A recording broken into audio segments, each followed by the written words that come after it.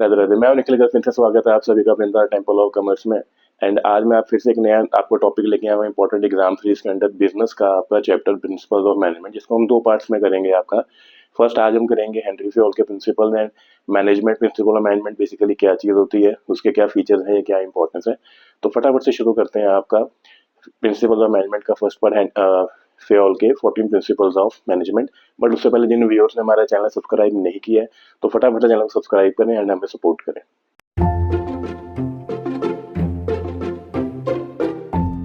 Topic आता है कि what is the principal of management. Principle of management क्या होता है, जैसे कि मैंने लिखा है यहाँ पे, प्रिंसिपल ऑफ मैनेजमेंट क्या है, it act as a general guideline for decision making and behaviour. Means कि प्रिंसिपल ऑफ मैनेजमेंट हमारे लिए एक गाइडलाइन का काम करते हैं कि हमें किस सिचुएशन में कैसे परफॉर्म करना है, बट वो हमारे बिहेवियर के ऊपर भी डिपेंड होता है या उसको चेंज करने में हेल्प करता है कि हम किसी भी चीज़ के लिए सर्टेन ना हो जाए कि इसमें ऐसे ही बिहेव करना है। अकॉर्डिंग टू सिचुएशन क्या चीज़, कैसा प्रिंसिपल कैसे लगेगा, वो एनवायरनमेंट के हिसाब से वो हमें डेवलप करने में हमारा प्रिंसिपल ऑफ मैनेजमेंट हमें मदद करते हैं। अब इसके कुछ आपके करेक्टरिस्टिक्स हैं कि कैसा है, उसको फीचर्स कह लो या नेचर कह लो। सबसे पहला, it is universally applicable. Means कि आपकी चाहे ऑर्गेनाइजेशन छोटी हो, बड़ी हो, मीडियम साइज की हो, कैसी भी हो आपकी, या हमारा प्रोडक्शन सेक्टर है या हमारा सर्विस सेक्टर है, ये हमारा हर जगह काम आता है। Depending upon the nature of business and size कैसा है आपका, तो उसको हमें थोड़ा सा वेरी करता है वो। मतलब हर प्रिंसिपल आपका हर सिचुएशन में अलग अलग तरीके से अप्लाई होता है, हम थोड़ा सा उसको मॉडिफाई भी करना पड़ता है। दूसरा वो कहते हैं कि प्रिंसिपल ऑफ मैनेजमेंट क्या है, it is a general guideline. जैसे मैंने समझाया आपको, ये जनरल गाइडलाइंस है कि हमें कैसे काम करना है, किस सिचुएशन में हमें कैसे परफॉर्म करना है हमें। थर्ड वो आपको कहते हैं कि ये क्या चीज है, it is formed by practice and experimentation. ये कैसे बने आपके, बार बार हमने अलग अलग सिचुएशंस में उनको अप्लाई किया कि क्या ये हमारा जो प्रिंसिपल है लग पा रहा है। प्रिंसिपल ऐसे ही नहीं हमने उठा और बना दिया, उनको हमने अलग अलग ह्यूमन बींग्स पे, अलग अलग कंपनीज में टेस्टिंग की है, उसकी एक्सपेरिमेंटेशन किया ह्यूमन बींग्स पे, उसके बाद आपके जो प्रिंसिपल हम पढ़ेंगे उनको डेवलप किया गया। नेक्स्ट वो कहता है कैसे हैं, फ्लेक्सिबल है। मीन्स वही कि भी आपके बिहेवियर पे इफेक्ट करते हैं कि अकॉर्डिंग टू सिचुएशन हम उसको अप्लाई करते हैं। ये नहीं कि एज इट इज ऐसा कैसा लगा दिया आपका, उसको हमें चेंज करने का मतलब रिजिड नहीं है आपके प्रिंसिपल ऑफ मैनेजमेंट, इसको हम अकॉर्डिंग टू सिचुएशन चेंज कर सकते हैं। फिर वो कहते हैं कंटीजेंट। कंटीजेंट का मतलब ये होता है आपका कि भी किसी के साथ जुड़ा हुआ। मतलब बेसिकली जो आपकी जो प्रिंसिपल ऑफ मैनेजमेंट है वो एक सिचुएशन पे बेस्ड होते हैं कि अगर ये सिचुएशन आएगी या इन्वायरमेंट में ये काम होता है तो हम ये चीज को अप्लाई कर सकते हैं। ऐसे नहीं है जहां हमारा मन किया हमने उसको अप्लाई कर दिया आपका। फिर वो कहते हैं आपका वही फिर से आ गया कि प्रिंसिपल मैनेजमेंट क्या है, इट इज मेनली बिहेवियरल। मतलब इनका मेन काम है कि हमारी सोच है उसको ठीक करना। ये नहीं है जैसे हम ये कह सकते हैं कि जैसे सपोज हमें प्रमोशन करनी है किसी बंदे की, तो हम वहाँ पे हम सिर्फ ये नहीं कहेंगे कि वो बंदा सीनियर है तो उसको प्रमोट कर दो, नहीं। हम वहाँ पे प्रिंसिपल ऑफ मेरिट भी चेक करेंगे क्या वो उसके लायक है या नहीं है। तो वो जो बिहेवियरल नेचर कौन देता है हमें, प्रिंसिपल ऑफ मैनेजमेंट हमें वो समझ प्रोवाइड करता है कि हाँ हम कैसे चुने कि सही चीज क्या है हमारी। एंड आपका लास्ट जो इसका फीचर आता है that is cause and effect relationship, कि अगर हम ये काम करेंगे तो इसका परिणाम ये होगा। तो प्रिंसिपल मैनेजमेंट उन चीजों पे बेस्ड होता है आपका कि अगर हमने ये टास्क को पूरा करना है तो उसका इफेक्ट ये होगा, या अगर मैं इस चीज को आगे लेके जाना चाहता हूँ, ठीक है, तो उसका परिणाम ये होगा। जैसे हम कहते हैं कि भी किसी भी चीज का कि अगर हम पढ़ेंगे नहीं तो मार्क्स नहीं आएंगे, उसका रीजन क्या है, कॉज एंड इफेक्ट। कॉज क्या है, हमने पढ़ा नहीं, इफेक्ट क्या है, वो हमारे मार्क्स नहीं आएंगे। तो उसी हिसाब से प्रिंसिपल ऑफ मैनेजमेंट भी जो आपका है वो कॉज एंड इफेक्ट के ऊपर काम करता है, हिट एंड ट्रायल मेथड्स पे नहीं काम करता। ये चीज होगी तो उसका परिणाम ये होगा। अगर मुझे कंपनी की अच्छी वर्किंग चाहिए या मुझे कंपनी का एक लेआउट चाहिए, सपोज जैसे अगर मुझे कंपनी का लेआउट चेक करना है, लेआउट बनाना है, फैक्ट्री हमारी कैसी होगी, कहाँ मेरे बंदे या कहाँ मेरे रिसोर्सेज होगा, वो कॉज एंड इफेक्ट रिलेशनशिप के आसार पे ही आपका डिसाइड किया जाता है कि हाँ यहाँ मेरा मटेरियल स्टॉक का डिपार्टमेंट होगा, यहाँ मेरे बंदे बैठेंगे। अगर वो यहाँ नहीं होते तो उसका परिणाम क्या होगा। मतलब फॉर एग्जाम्पल जैसे हम ये कह सकते हैं किसी कंपनी में या किसी फैक्ट्री में हम नहीं डिसाइड करते कौन सी चीज़ कहाँ होगी, तो उसका परिणाम क्या है, हम बाद में पजल हो जाएंगे, तो उसका इफेक्ट ये होगा। तो ये आपके क्या है फीचर्स ऑफ मैनेजमेंट आपके। इसके बाद हमारा आगे आता है कि what is the importance of principal of management. Principle of management की क्या खासियत है या क्या इंपॉर्टेंट, मतलब हमें इसका क्या फायदा मिलता है। सबसे पहले इसका फायदा ये आता है providing managers useful insight into reality. Means कि जो हम जो चीजें सोचते हैं प्रिंसिपल ऑफ मैनेजमेंट की हेल्प से उनको हम एक्चुअल सिचुएशंस में अप्लाई कर सकते हैं अकॉर्डिंग टू द सिचुएशन, उसको प्रिंसिपल को थोड़ा सा चेंज करके आपका कि इस पर्टिकुलर सिचुएशन में हम ये चीज का हम इस्तेमाल कर सकते हैं। दूसरी चीज इनका मेन काम क्या है, optimum utilisation of resources and effective administration. Means resources में हमारे पास दो टाइप के होते हैं हमारे पास, जो हमारे पास स्टॉक हमारा है प्लस हमारे ह्यूमन रिसोर्सेज है, उनका सही ढंग से इस्तेमाल करना कि मुझे कौन से बंदे को कहाँ प्लेस करना चाहिए, मैं उससे क्या बेनिफिट ले सकता हूँ, एंड उनको अच्छे से एडमिनिस्ट्रेशन करना भी आसान हो जाता है। क्यों? क्योंकि जब मैं सही बंदे को सही जगह पे प्लेस करूंगा तो मुझे उसका रिजल्ट भी अच्छा मिलेगा, क्योंकि जो वो इनपुट देगा मुझे आउटपुट क्या होगा, अच्छा रिसीव होगा। तीसरी चीज वो कहते हैं जो प्रिंसिपल ऑफ मैनेजमेंट है उनका फायदा ये है कि हम जो डिसीजन लेते हैं वो साइंटिफिक हो। साइंटिफिक का मतलब ये आ गया कि मतलब हम ट्रायल मेथड नहीं यूज करते, वहां पे हम फैक्ट्स एंड फाइंडिंग्स के हिसाब से डिसाइड करते हैं कि हाँ ये चीज अप्लाई होगी सिचुएशन में या नहीं होगी आपकी। चौथा, meeting changing environment requirement. Means इसको हम शॉर्ट में कह सकते हैं डायनेमिक, कि हमारा जो प्रिंसिपल ऑफ मैनेजमेंट है हमारी ऑर्गेनाइजेशन को डायनेमिक बनाता है। मींस के अकॉर्डिंग टू सिचुएशन, ताकि हम कैसी भी सिचुएशन रहे, कोई क्राइसिस हो, डिप्रेशन हो, रिसेशन हो, मार्केट में कुछ भी हो, हर सिचुएशन में अपने आप को अडेप्ट करना अकॉर्डिंग टू सिचुएशन और अपने उसके प्रोज एंड कॉन्स देखना।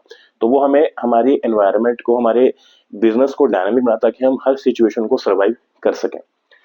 नेक्स्ट वो कहता है कि प्रिंसिपल्स की क्या फायदा है, it fulfil social responsibility. Means कि आज के टाइम में जो आपके प्रिंसिपल और मैनेजमेंट है वो इतने इवॉल्व हो गए हैं कि उनमें वो सिर्फ हमें मतलब डिसीजन लेने में हेल्प नहीं करते, या हम सब इतना देखते हैं कि हम कस्टमर की नीड देखते हैं, ठीक है, ये चेंज आया। दूसरा, अब नीड के साथ साथ हम देखते हैं कि अगर हम बात करें प्रिंसिपल ऑफ इक्विटी की, इक्विटी का मतलब सिर्फ इतना नहीं है कि मुझे सिर्फ अपने वर्कर्स का अच्छा बिहेव करना है। इक्विटी का मतलब होता है कि मुझे अपने कस्टमर के साथ भी अच्छा बिहेव करना है, मुझे सोसाइटी के साथ भी अच्छा बिहेव करना है। मीन्स कि मुझे सोसाइटी को वो चीजें प्रोवाइड करनी है जिनसे उनका वेलफेयर, उनके नुकसान ना हो। एंड लास्ट आपका आता है important, management training education and research. Means कि मैनेजमेंट को ट्रेन करने में, एडुकेट करने में एंड रिसर्च करने में आपको जो प्रिंसिपल्स हैं हेल्प करते हैं। कैसे? हमें पता है हम बीबीएस में या एमबीएस में आपका किताबें पढ़ते हैं बिजनेस के ऊपर, तो वो हमें क्या कर रही है, ट्रेन कर रही है, एडुकेट कर रही है कि हमें कैसे परफॉर्म करना है किन सिचुएशंस में। तो वो किन की मदद से है, प्रिंसिपल्स की मदद से ही है आपका, कि प्रिंसिपल्स हमें हेल्प करते हैं, हमारी नॉलेज को बढ़ाते हैं, हमें एजुकेट करते हैं, हमें नई नई चीज़ों के बारे में रिसर्च करने में हमारी हेल्प करते हैं। तो ये था हमारा प्रिंसिपल्स ऑफ मैनेजमेंट की इंपॉर्टेंस। आई होप सबको समझ में आ गया होगा। आगे आ जाते हैं आपका हमारा मेन टॉपिक, दैट इज हमारे जो 14 प्रिंसिपल्स ऑफ मैनेजमेंट है जिनको डेवलप किया गया है हेनरी फ्योल ने। इनका जो लाइफ टाइम था वो 1841 में वो पैदा हुए थे और 1925 में उनकी डेथ हुई थी।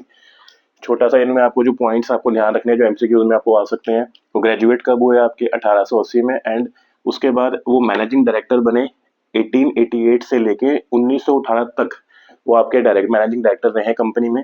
उसके बाद उनकी एक फ्रेंच में आपकी बुक पब्लिश हुई थी जिसमें उन्होंने अपने ये 14 प्रिंसिपल्स के बारे में डिस्कशन किया था, वो हुई थी आपकी 1917 में। एंड उसके बाद उनके मरने के बाद वो बुक आपकी 14 प्रिंसिपल ऑफ मैनेजमेंट जो है वो इंग्लिश में पब्लिश हुई कब, 1949 में। एंड उन्हीं की कंट्रीब्यूशन की बेसिस पे उनको क्या कहा गया, फादर ऑफ जनरल मैनेजमेंट, की जो हमें जनरल गाइडलाइंस प्रोवाइड की हैं वो इन्होंने प्रोवाइड की हैं। तो हमारा जो मैनेजमेंट को काम करने का हमें जो सिखाया है वो हमारे फादर कौन है मैनेजमेंट में, आपके हेनरी फ्योल। अब जो हमारे उनके 14 प्रिंसिपल में से उनमें से आपके जो मेन पहले आ गए आपके, ये सबसे पहला वो कहते हैं उनका पहला प्रिंसिपल आता है division of work. Division of work में वो क्या कहते हैं कि अगर आपका कोई टास्क है, सपोज मुझे ये मार्कर बनाने की मेरी फैक्ट्री है, तो वो कहते हैं कि किसी भी काम को छोटे छोटे हिस्से में डिवाइड कर दो। क्यों? अगर मैं इसको छोटे छोटे से मैं डिवाइड करूंगा, मान लो कोई इसकी बॉडी बना रहा है, कोई अंदर का इसका रिफिल बना रहा है, कोई कैप बना रहा है, एंड एक बंदा इसको ज्वाइन कर रहा है, तो उससे क्या होगा, हर एक बंदा अपने अपने काम में स्पेशलाइज्ड हो जाएगा, काम आपका फास्ट होगा एंड आपका काम जल्दी होगा आपका। तो काम को छोटे हिस्से में बांटने से काम आपका, हर एक बंदा स्पेशलाइजेशन होता है अपने अपने काम में एंड काम जल्दी होता है। दूसरा वो प्रिंसिपल कहते हैं आपका authority and responsibility. First of all आता है कि अथॉरिटी क्या होता है। अथॉरिटी क्या होता है, मतलब किसी को पावर देना डिसीजन मेकिंग की, कि आप डिसीजन ले सकते हो, कि आपके पास इतनी पावर है कि you can make your decision. Responsibility means obligation, कि जो आपको काम दिया गया वो पूरा करना।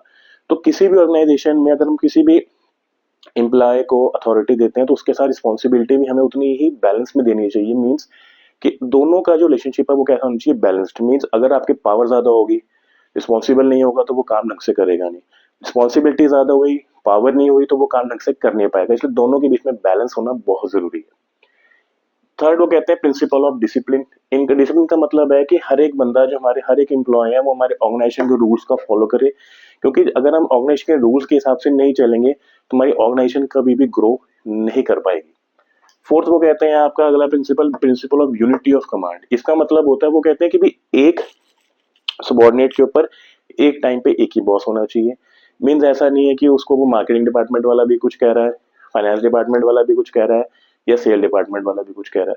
वो एक टाइम पे एक ही बॉस से ऑर्डर लेगा आपका। क्यों? क्योंकि इसका नुकसान हमें क्या होता है, ज्यादा बॉस ऊपर लगाने से वो क्या, कल को वो आपको एक्सक्यूजेस दे सकता है कि मैं तो सर उनका काम कर रहा था, उन्हें कहेगा मैं उनका काम कर रहा था। इसलिए वो कहते हैं यूनिटी ऑफ कमांड होनी चाहिए, order to be receive from one boss only, एक बंदे के ऊपर एक बॉस। नेक्स्ट फिफ्थ वो आपका आता है unity of direction, means one head one plan, कि जितने भी ग्रुप्स हैं हमारी ऑर्गेनाइजेशन में, उन सबका एक ही गोल होना चाहिए। सपोज जैसे हमारा गोल है कि इस साल हमें प्रॉफिट को 20 से 30% पे लेके जाना है, तो अगर अलग अलग डिपार्टमेंट के अलग अलग गोल होंगे तो हमारा जो ऑर्गेनाइजेशन का गोल है वो डिस्टॉर्ट हो जाएगा, हम उसको किसी भी चीज को अचीव नहीं कर पाएंगे। इसलिए वो कहते हैं वन हेड वन प्लान। तो नेक्स्ट वो कहते हैं subordination of individual interest to general interest. Mean जैसे मैं आपको एग्जांपल समझाता हूँ, अगर मान लो सपोज एक मैनेजर है कंपनी में, ठीक है, वहां पे उनको स्टॉक लेना बाकी सप्लायर से। अब जो ए है वो अपना फायदा देख रहा है कि मेरे कोई रिश्तेदार है, मैं वहां से स्टॉक उठा लेता हूँ, महंगा उठा लूंगा। जबकि जो रेगुलर सप्लायर है वो उनको जल्दी माल प्रोवाइड कर रहा है एंड सस्ते में प्रोवाइड कर रहा है।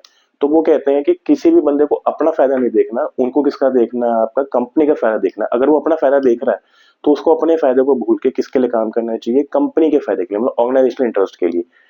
अगर तो उसका फायदा और कंपनी का फायदा सेम है, मीन्स कि अगर वो अपने रिलेटिव से सामान ले रहा है, वो सस्ते में प्रोवाइड करवा रहा है उनको, जिसमें कंपनी को फायदा हो रहा है, तो वो उनको कर सकता है। अगर उसका इंटरेस्ट अलग है कंपनी के इंटरेस्ट से या कंपनी के गोल से, तो then he have to subordinate his own interest to general interest, को कंपनी के इंटरेस्ट के लिए ही काम करना पड़ेगा। सेवंथ वो कहते हैं आपका रेम्युनरेशन ऑफ एम्प्लॉयज। इसका मतलब होता है कि हमारे जितने भी एम्प्लॉयज हैं उनके साथ फेयर ट्रीटमेंट होनी चाहिए। फेयर ट्रीटमेंट होगा, ट्रीटमेंट का मीन्स क्या है कि उनको जो पेमेंट मिलनी चाहिए वो उनकी फेयर मिलनी चाहिए, अकॉर्डिंग टू उनकी जो वेजेस बनती है, जो मार्केट में वेजेस चल रही है, उनके हिसाब से उनको पे करना चाहिए, ताकि वो अपना कम से कम जो रीजनेबल लिविंग स्टैंडर्ड है वो अचीव कर सकें आपका। ऐसा ना हो हम उनको कि धोखे में रखें या उनको हम सैलरी कम दे, जितना उसका हक बनता है उसको उसका उतना पार्ट मिलना चाहिए। ये हमारे first 7 principles of management. Next अब हमारे आगे आते हैं आपके बाकी 7 प्रिंसिपल ऑफ मैनेजमेंट, जिसमें सबसे पहले आपका आ जाता है सेंट्रलाइजेशन एंड डिसेंट्रलाइजेशन। इस प्रिंसिपल में वो ये कहता है कि भी सेंट्रलाइजेशन का मतलब होता है कि पावर का कंसेंट्रेशन होना कुछ टॉप लेवल के हाथ में, सिर्फ कुछ मेजर लोगों के हाथ में। एंड डिसेंट्रलाइजेशन का मतलब होता है कि पावर्स को लेवल के हिसाब से डिवाइड करना, उसको जहां भी इतनी पावर की जरूरत है उनको डिस्ट्रीब्यूट करना। सेंट्रलाइजेशन हमारा वहां काम करता है जहां हमारी ऑर्गेनाइजेशन छोटी है, मतलब हमारे जो नंबर ऑफ एम्प्लॉयज है कम है, तो वहां पे टॉप लेवल डिसीजन ले सकता है।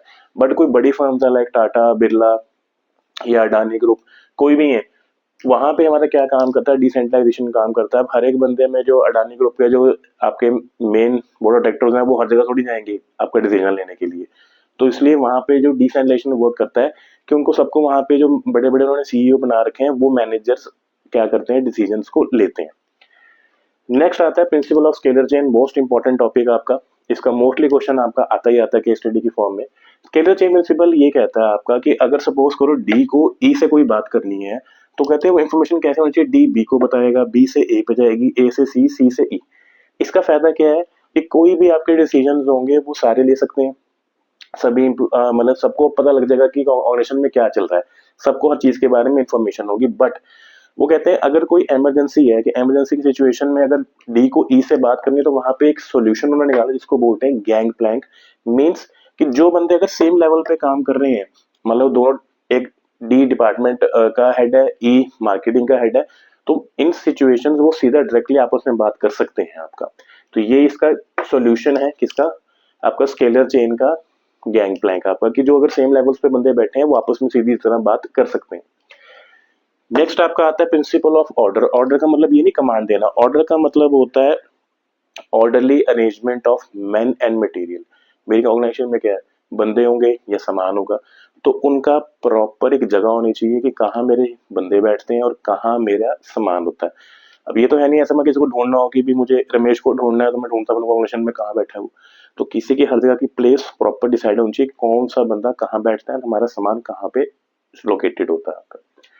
फिर आता है प्रिंसिपल ऑफ इक्विटी। इक्विटी का मतलब होता है हर एक जितने भी हमारे एम्प्लॉयज हैं, चाहे वो वर्कर्स हैं, चाहे हमारे टॉप मिडल लोअर लेवल कोई भी कोई बंदे आते हैं, उनके सबके साथ एक जैसा बिहेव करना, मतलब fair and kind treatment with all, सबको एक जैसा समझना। कोई ये नहीं है कि हमारा ये तो पेन है मुझे इससे बात नहीं करनी है, ये गार्ड है इससे बात नहीं करनी, सबके साथ बराबर बिहेव होना चाहिए आपका, क्योंकि हर एक बंदा आपका इंपॉर्टेंट है ऑर्गेनाइजेशन को चलाने के लिए।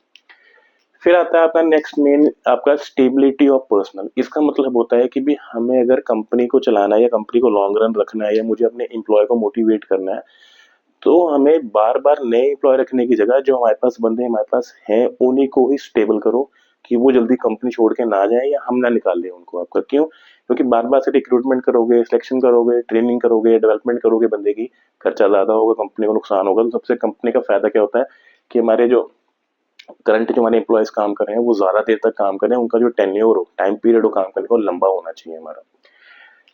Second last, principle of initiative. Principle of initiative अपने नाम से पता लगता है, इनिशिएट करना, कोई एक्शन ले, स्टार्ट करना। वो कहते हैं हमें अपने एम्प्लॉयज को या जो हमारे सबॉर्डिनेट्स हो, हमें उनको चांस देना चाहिए कि वो भी कुछ आगे बड़ा कर सकें। अगर मैं अपने सबॉर्डिनेट को चांस ही दूंगा तो वो कल को कैसे प्रमोट होगा, वो कैसे डेवलप होगा, कैसे ग्रो करेगा आपका।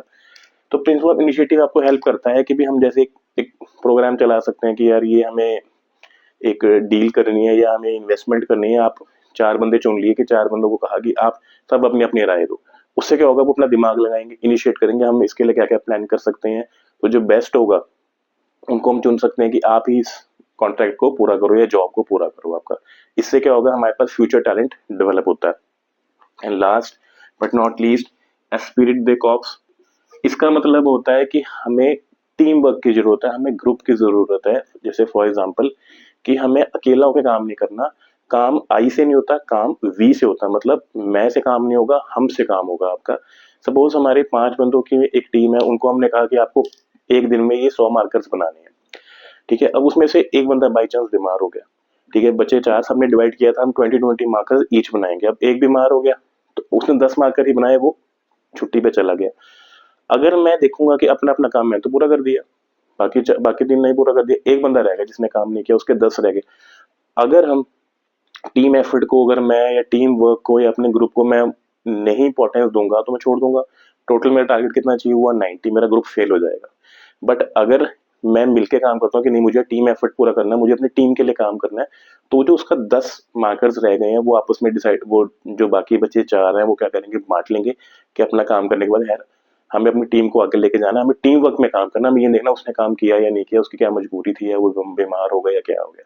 तो एस्पिरिट द कॉर्प्स होना मतलब आपस में एकता होना टीम में बहुत जरूरी है, ताकि उनका मेन टास्क हो टीम को आगे लेके जा सके। टीम आगे जाएगी तो हमारे गोल्स पूरे होंगे, हमारे गोल्स पूरे होंगे तो ऑर्गेनाइजेशन गोल क्या होगा, अचीव होगा आपका। तो ये है आपके आज के पार्ट में आपके प्रिंसिपल मैनेजमेंट क्या होते हैं, आपके हेनरी फ्योल कौन है, क्या क्या उन्होंने अचीवमेंट ली है आपकी, उनके 14 प्रिंसिपल्स के बारे में हमने डिस्कस किया, गो थ्रू किया पूरा का पूरा कैसे है आपका शॉर्ट में। एंड क्या हमारे प्रिंसिपल मैनेजमेंट के फीचर्स हैं या क्या इंपॉर्टेंस उनके बारे में पढ़ा। आई होप सबको समझ में आ गया होगा। तो मेरा सिर्फ एक ही आपसे रिक्वेस्ट है कि फटाफट से जो भी व्यूअर्स देख रहे हैं हमारी वीडियो को लाइक एंड शेयर जरूर करें, एंड चैनल को सब्सक्राइब जरूर करें। एंड आपके रोज़ इंपॉर्टेंट टॉपिक्स पे आपकी वीडियोस आएंगी, तो सिर्फ आपने रोज़ देखना है, लर्न करना है एंड क्वेश्चंस की प्रैक्टिस करनी है। आप आराम से 80-90% अचीव कर सकते हैं just by watching the video. तो अपना सपोर्ट हमें बनाते रहें। आज के लिए सिर्फ इतना ही। धन्यवाद। राधे राधे।